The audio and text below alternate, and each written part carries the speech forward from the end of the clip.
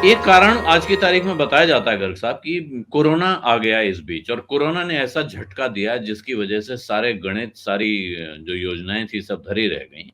लेकिन उसके साथ जो आलोचक लोग हैं वो कहते हैं कि ठीक है, तो आप कोरोना के ठीक पहले वाले आंकड़े देख लीजिए ग्रोथ के, वो आपको कहाँ ले जा रहे थे।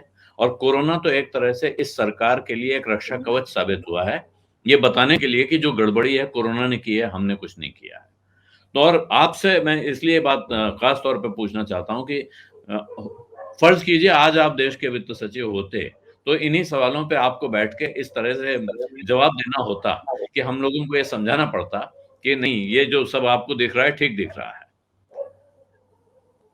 तो क्या गड़बड़ी वहां से शुरू हो गई थी जिसका खामियाजा हम आज भुगत रहे हैं, या कोरोना की भूमिका ज्यादा बड़ी है?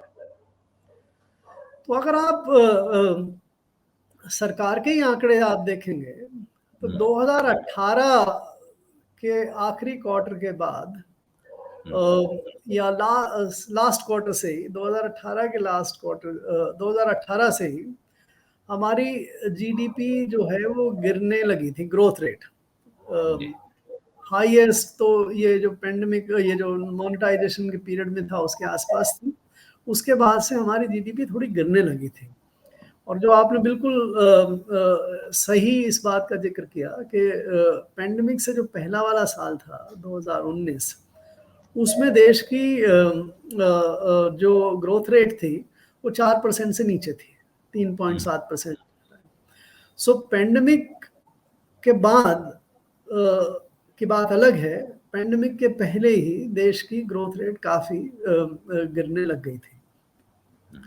ना जो पेंडेमिक का पीरियड आया, आप ये कह सकते हैं निश्चित रूप से कि ये पिछले 100 साल में महामारी सबसे बड़ी महामारियों में से वापस आई, जो स्पेनिश फ्लू के बाद में, और निश्चित रूप से इसका असर होता पूरी दुनिया पे असर हुआ। लेकिन मैं एक बात आपको ध्यान दिलाना चाहता हूँ और उसको थोड़ा गंभीरता से लीजिएगा। पहला क्वार्टर जो था 2020-21 का, जिसमें सबसे ज्यादा हमारी जीडीपी का नुकसान हुआ। अभी हमने बात की करीब 25% उस समय डिक्लाइन हुआ, ठीक है। उसके बाद उसके अगले साल 21-22 में जो पहला क्वार्टर था उसमें भयंकर सेकेंड वेव चल रही थी देश में, राइट। कोविड की ही चल रही थी सेकेंड वेव, और उस क्वार्टर में हम 20% ग्रो किए, कमी नहीं हुई। तो कोई ये थोड़े गंभीरता से सोचे कि 20-21 के पहले क्वार्टर में पहली वेव के समय हम इतना क्यों गिरे, और बाद में हम नहीं गिरे। वेव 2 में तो बल्कि 20% इंक्रीज हुई। तो आपको एक निष्कर्ष मिलेगा, वो निष्कर्ष ये है कि कोविड ग्रोथ को गिराने में उतना जिम्मेवार नहीं था जितना लॉकडाउन का निर्णय लिया गया वो जिम्मेवार था।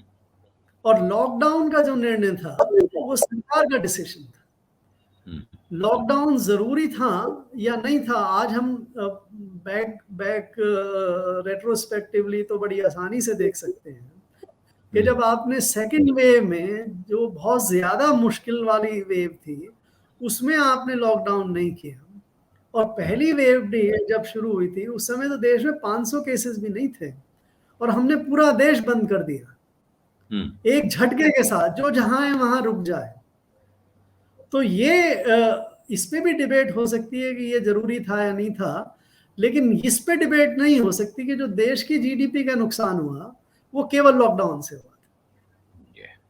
तो केवल लॉकडाउन की वजह से बड़ा नुकसान हुआ आप मानते हैं, और मेरा ख्याल है इसमें कोई शक नहीं है, ये इसमें कोई डिस्प्यूट नहीं हो सकता है कि दूसरी वेव के समय भी अगर लॉकडाउन लग गया होता, जो कि सरकार पर बहुत दबाव था लेकिन उसने नहीं लगाया, उस वक्त तक मेरा ख्याल है केंद्र की सरकार और राज्य की सरकारें सब डर चुके थे कि अब अगर लॉकडाउन हमने लगाया तो उसकी जो इकोनॉमिक कॉस्ट होगी वो शायद हमें बहुत महंगी पड़ेगी। क्या आप इसके लिए और ये थोड़ा फ्रैंक जवाब इसका दीजिए, क्या आप इसके लिए प्रधानमंत्री नरेंद्र मोदी को जिम्मेदार मानते हैं कि उन्होंने पहली वेव के समय लॉकडाउन लगा दिया, या कोई भी और होता तो वो भी शायद उसी तरह से रिएक्ट करता, थोड़ा तरीके में बदलाव हो सकता था? मैं व्यक्तिगत कमेंट नहीं करता कभी भी। मेरे लिए सरकार एक एक एंटिटी है। तो मैं मैं ये सरकार को दरअसल मैं सरकार को ही कह रहा हूँ, मैं प्रधानमंत्री का नाम जब ले रहा हूँ, मैं उनकी सरकार को कह रहा हूँ। मैं भी व्यक्तिगत ये नहीं चाहता हूँ कि आप उन पर कोई व्यक्तिगत टिप्पणी कर दें।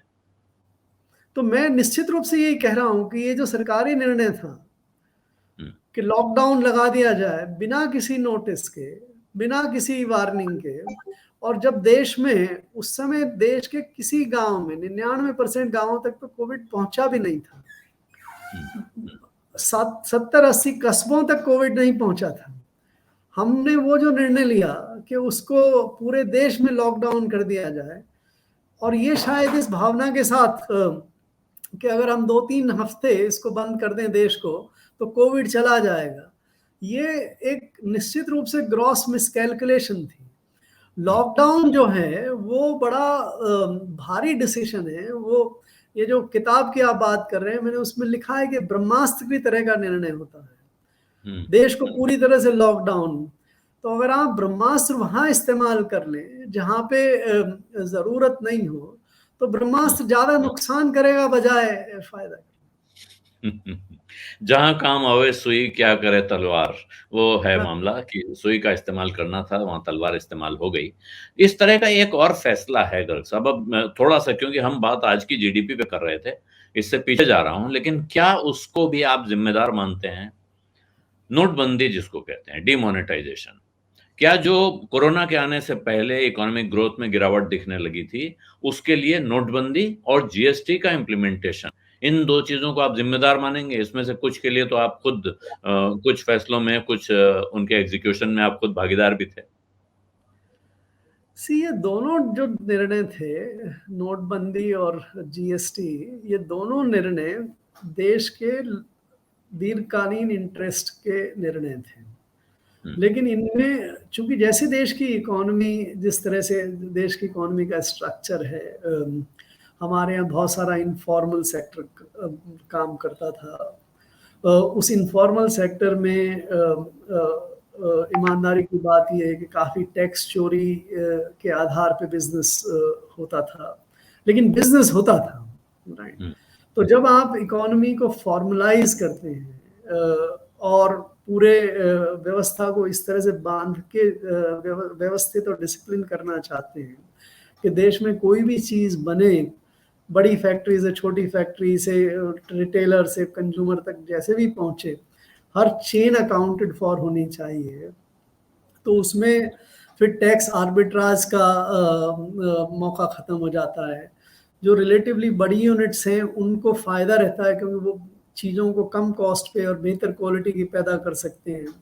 सो जो नुकसान, थोड़ा नुकसान डेफिनेटली हुआ दोनों ही कदमों का।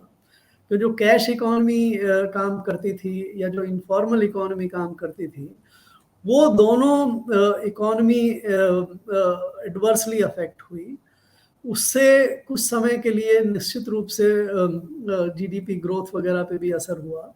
लेकिन ये दोनों फैसले, विशेष तौर से जीएसटी वाला जो फैसला है, वो देश के लंबे समय के हित में है। अब आप देख रहे हैं कि पिछले 3 साल में हुँ, बड़ी सारी यूनिट्स को पूरी तरह से जीएसटी में हम ऑनलाइन इनवॉइस जनरेट करना शुरू कर दिए हैं। अब हमारे देश में पूरी चीज़ें मूव करती हैं एक से दूसरी जगह तक, तो आपके लिए वो परमिट बनता है, वो सारा का सारा सिस्टम अकाउंटिंग होने लगता है। ये हमारे देश के लॉन्ग टर्म इंटरेस्ट में है। हुँ। तो सूक्ष्म में टेम्पररी सेटबैक्स थी, लेकिन दोनों निर्णय, स्पेशली जीएसटी का निर्णय, देश के लॉन्ग टर्म इंटरेस्ट में। जी। जीएसटी को लेके एक अलग तरह की डिबेट है, उसपे मैं थोड़ा और आगे आता हूँ, लेकिन नोटबंदी, आपको लगता है कि वो जो हासिल करना चाहते थे, उसने हासिल कर लिया? या नहीं हुआ। नोटबंदी से कुछ नहीं मिला?